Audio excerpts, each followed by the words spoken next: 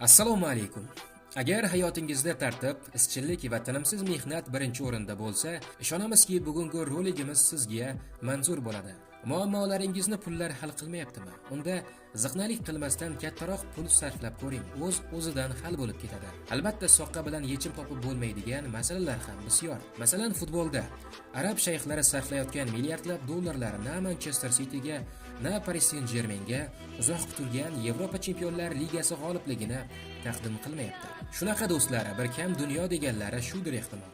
Ammo xarajatsiz harakat nolga teng bo'lganidek, to'g'ri sarflanayotgan millionlar bir kun kelib o'z mevasini, natijasini berajagi aniq. Berishni allaqachon boshlab yuborgan ham. Kuni kecha Abu Dabilik shayx Mansur homiyligidagi Manchester City so'nggi 10 yilda 6-bor Angliya Premyer Ligasi chempionligini qo'lga kiritdi. Pep Gvardiola va uning jamoasi Aston Villaga qarshi o'yinning so'nggi daqiqalarida super kambek amalga oshirib, tumanli Albionda dominantlikni saqlab qolishdi. Bugun bir klub tarixi loyihamizning 2-sonida arab shayxlarining milliardlab dollarlari sarflanishi fonida super jamoaga aylangan Angliyaning Manchester City klubi haqida so'z yuritamiz.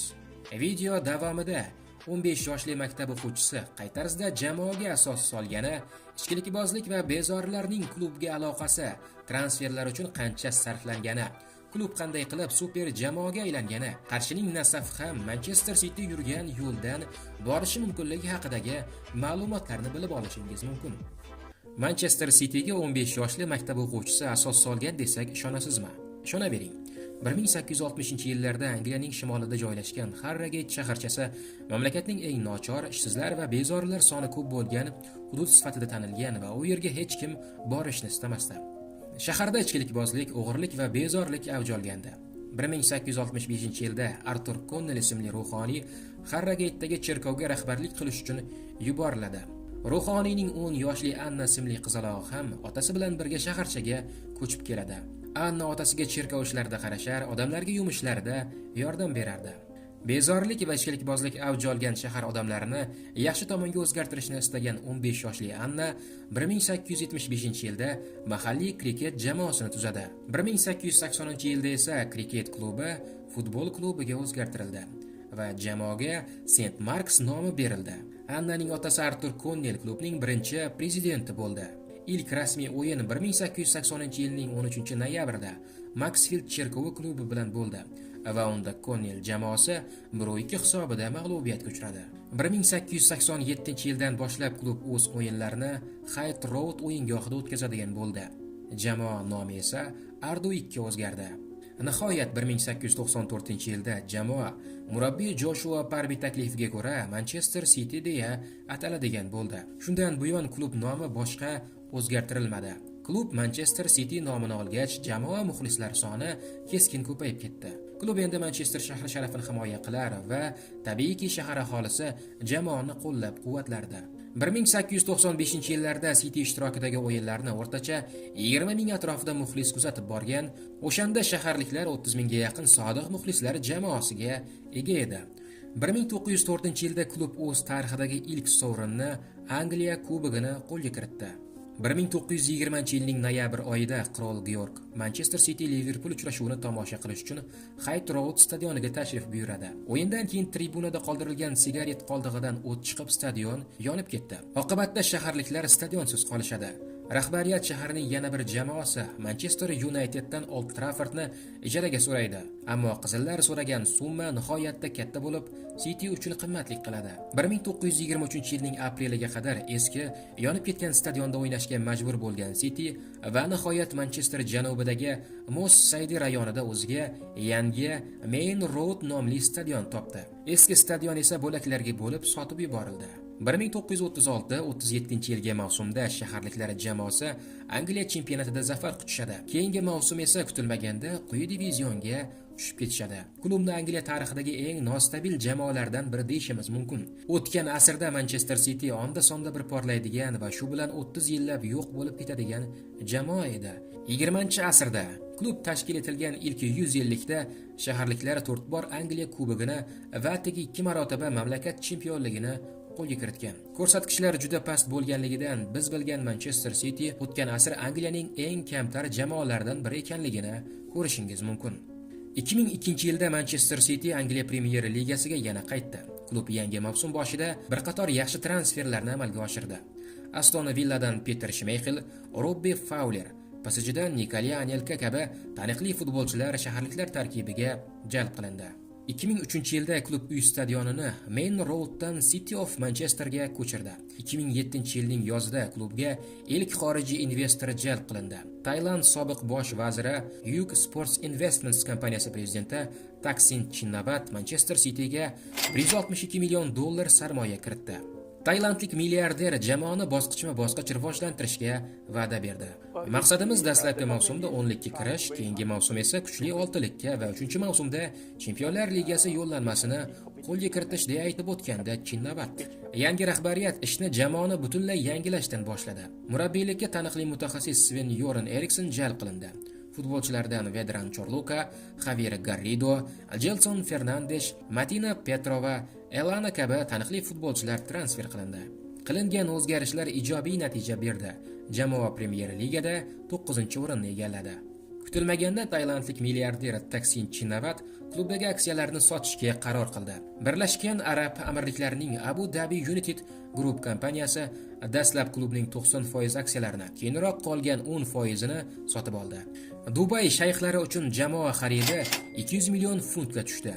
Kompaniya rahbari Shayx Mansur ibn Zayd al-Nahayon jamoani qisqa muddatda dunyoning eng kuchli top jamoasiga aylantirishni maqsad qilganliklarini ma'lum qildi. Biz Chelsea, Barselona kabi jamoalarni mag'lub qilishimiz uchun birinchi navbatda dunyoning eng kuchli 22 futbolchisini sotib olishimiz zarur. Jamoaning har bir nuqtasida dunyoning eng kuchli futbolchilari to'p suradi. Pul biz uchun muammo emas. Qisqa muddatda klub Yevropaning birinchi raqamli jamoasiga aylanadi deya aytib o'tgandi shayx. 2008-2009 mavsum transferlar uchun klub 157 million yevro sarf qildi. Jamoaga naqd 11 futbolchi jalb qilindi. Real Madriddan Robinho, Chelseadan Sean Wright-Phillips, West Hamdan Craig Bellamy, Gamburgdan Nigel de Jong va Vincent Kompany, Ispanyoldan Pablo Zabaleta kabi futbolchilar mavsum avvalida shaharliklar safiga kelib qo'shilishdi. Jamoa 2008-2009 mavsumni 10-o'rinda yakunladi. 2009-2010 mavsum jamoat transferlari uchun 150 million yevro sarfladi. Bu safar jamoaga yangi 10 futbolchi olib kelindi. Barselonadan Silvinho, Arsenaldan Emmanuel Adebayor, Interdan Patrick Vieira, Evertondan Julian Lescott, Manchester Uniteddan Carlos Tevez kabi yuqori darajali futbolchilar sotib olindi. Roberto Mancinining kelishi. Yangi mavsumning birinchi yarmida qoniqarsiz natijalar sabab bosh murabbiy Mark Hughes ishdan olindi. Uning o'rniga esa italiyalik taniqli murabbiy Roberto Mancini olib kelindi. O'zgarishlar ijobiy natija beradi va Manchester City Premier Ligada 5-o'rinni egallaydi va Yevropa Ligasi yo'llanmasini qo'lga kiritdi. Klub 2010-2011 mavsum transferlari uchun naqd 184 million yevro sarfladi. 2010-yilning yozgi transferlar oynasida Alexander Kolarov, Jerome Boateng, James Milner, Yaya Toure, David Silva va Mario Balotelli kabi futbolchilar tarkibga qo'shib olindi. Qishda esa bosniyalik Edin Dzeko 27 million funtga sotib olindi. Roberto Mancini kuchli futbolchilardan kuchli jamoa tuzishni uddaladi. Endi City o'zi qatnashayotgan turnirlarda favoritlar qatorida ko'rsatiladigan bo'ldi. 2010-2011 mavsumda Premier Ligada 3-o'rinni qo'lga kiritgan klub 42 yillik tanaffusdan so'ng Chempionlar Ligasi yo'llanmasini va Angliya Kubogini qo'lga kiritdi. Shu tariqa 35 yillik sovrinsiz seriya yakunlandi. Garchi transfer byudjeti katta bo'lsa-da, Roberto Mancini 2011-12 transferlar uchun 92 million yevroni yetarli deya hisobladi. Jamoaga Gael Clichy, Stefan Savic, Owen Hargreaves, Samir Nasri va albatta Atletico Madriddan rekord 40 million yevro evaziga Kun Aguero olib kelindi. 2011-yilning iyulida rasman City of Manchester stadioni nomi Etihad Stadiumga o'zgartirildi. Rahbariyat mavsum avvalida Manciniga Angliya Premier Ligasi chempionligini vazifa qo'ydi. Tarkib kuchli, rahbariyat allaqachon klub uchun $1 milliard ko'proq pulni sarflab bo'lgan. Endi titullar yutish vaqti kelgandi. Chempionlar Ligasi guruh bosqichida qolib ketgan, Yevropa Ligasi nimchorak finalda ishtirokini yakunlagan shaharliklar bor e'tiborini Premier Ligaga qaratishdi. Angliya Premier Ligasi 2011-12 mavsum chempionlik poygasini barcha eslasa kerak. Manchesterning ikki klubi chempionlik uchun ayovsiz jang qilishgan, intriga so'nggi turning so'nggi soniyalarigacha saqlanib qolgandi. So'nggi tur oldidan Manchesterning ikki klubida ham 86 ochkodan bor edi. So'nggi turda Manchester City Queens Park Rangers bilan, Manchester United esa Sunderland bilan bahs olib borgan. Chempionlik poygasida to'plar nisbati bo'yicha ustunlik Manchesterning moviy tomonida edi. Shaharliklar Queens Park Rangersdan 2 karra ustun va xotirjam g'alaba qozonishi kutilayotganda 39-daqiqada Pablo Zabaleta gol urib Cityni chempionlikka yaqinlashtiradi. Narigi tomonda Rooney gol urgan bo'lsa-da, Mancini shogirdlari o'zlarining o'yinlarida g'alaba qozonishsalar bo'ldi. Chempionlik naqd kubok cho'ntakda edi go'yo. Ikkinchi taym Manchester City uchun dahshatli tarzda boshlandi. Dastlab Sise, keyinroq Makki gol urib mehmonlar oldinga chiqib oladi. Shaharliklarning o'yini butunlay izdan chiqqan, jamoaning ko'plab hujumlari golga aylanmayotgandi. O'shanda City futbolchilari chempionlik bosimi oldida ojiz qolishdi. O'yinni saqlab qolish uchun Roberto Mancini, Edin Dzeko va Mario Balotellilarni maydonga tushirdi. Asosiy vaqt tugagan o'yinning qo'shimcha daqiqalarining 90+20-soniyasida Edin Dzeko gol urib hisobni tenglashtiradi. Shaharliklarda chempionlikni qo'lga kiritish uchun yana 2 daqiqa bor edi. 93-daqiqaning 20-soniyasida Mario Balotelli yotgan holda uzatgan to'pni Aguero 2 urinishda darvozaga yo'llaydi va klub tarixidagi eng muhim gollardan birini kiritadi. Manchester City o'z tarixida 44 yillik tanaffusdan keyin yana Angliya chempionligini qo'lga kiritdi. Jamoaga sarflangan millionlar o'z samarasini berdi. Keyingi mavsumda Angliya chempioni Yevropa Chempionlar Ligasiga favoritlar qatorida bordi, ammo yana guruhda qolib ketdi. APLda chempionlik Unitedga boy berildi. Oqibatda rahbariyat Mancinini almashtirishga qaror qildi.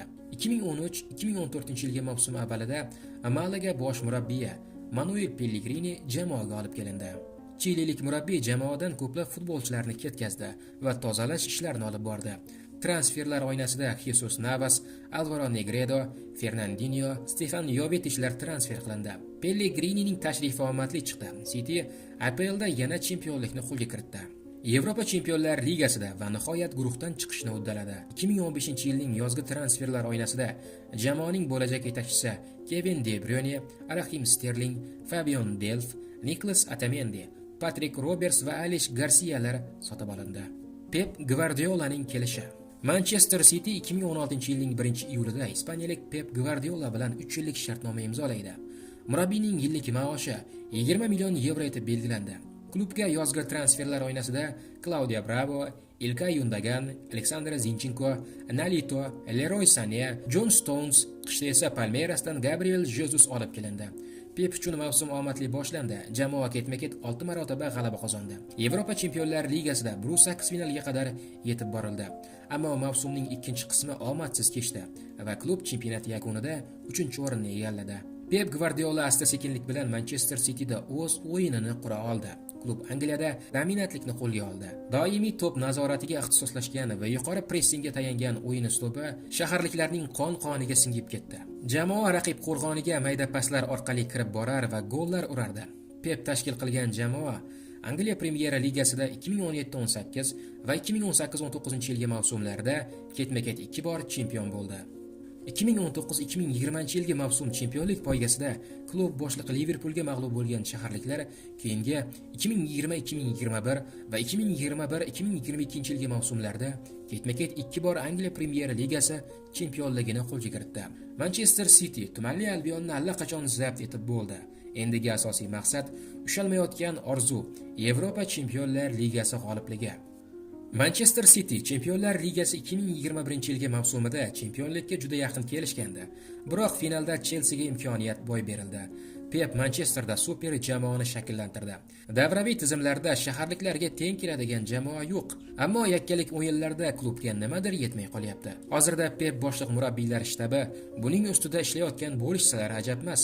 Futbolga sarflanayotgan millionlar kun kelib o'z mevasini berajaga tayin. Qulog'imizga qarshining nasafini super jamoaga aylantirish uchun Yevropadan sarmoyadorlar bor ekanligi haqidagi xabarlar onda sonda eshitilib turibdi. O'ylaymizki, nasafga ham bir qancha kuchli legionerlar olib kelinsa, klub bemalol Osiyo grandiga aylanishi mumkin. Arab shayxlarining Manchester City loyihasi o'zini oqladi. Ketgan pullar natijasini berishni boshladi. Hali bu boshlanishidir ehtimol. Ko'ramiz, barchasini vaqt ko'rsatadi. Bizda esa hozircha shular, qadrli do'stlar.